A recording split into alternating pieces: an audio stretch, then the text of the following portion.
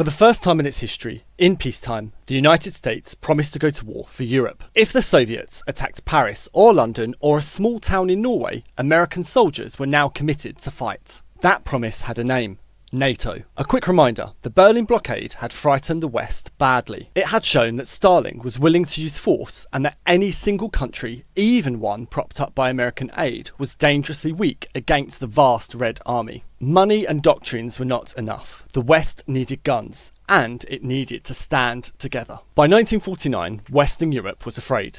In 1948 alone, Czechoslovakia had fallen to a communist coup and Berlin had been blockaded. The Soviet army in Europe was huge, and the memory of 1940, of how quickly a whole continent could be overrun, was still raw. On their own, the Western European states were far too weak to stop a Soviet attack. What they needed was collective security, a binding promise that if one of them were attacked, they would all fight together. And, above all, that the United States, with its wealth and its atomic bomb, would be committed from the very start. On the 4th of April 1949, 12 countries signed the North Atlantic Treaty. The founding members included the United States, Canada, Britain, France and Italy, along with a string of smaller Western European countries. Together, they formed NATO, the North Atlantic Treaty Organization. At its heart lay a single idea known as Article 5. An armed attack against one member would be treated as an attack against them all. If the Soviets invaded any NATO country, they would be at war with every one of them, including the United States. This was revolutionary for America.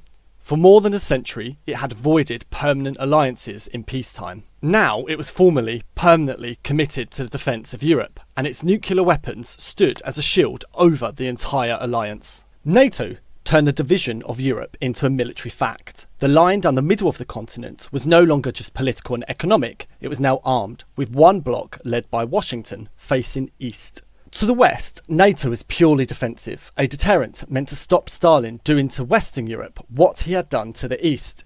Its whole point was to make an attack unthinkable, so that no attack would ever come. But look at it through Stalin's eyes. On his western border there now sat a permanent military alliance, led by the world's only nuclear power, and built explicitly against him. To Moscow, NATO was not a shield, it was a loaded gun, and proof of everything that Stalin had always claimed about Western hostility. And then, that one Western advantage vanished. In August 1949, only months after NATO was signed, the Soviet Union tested an atomic bomb of its own, ending the American nuclear monopoly. From now on, the two blocs would face each other, not just with armies, but with the beginnings of a nuclear arms race.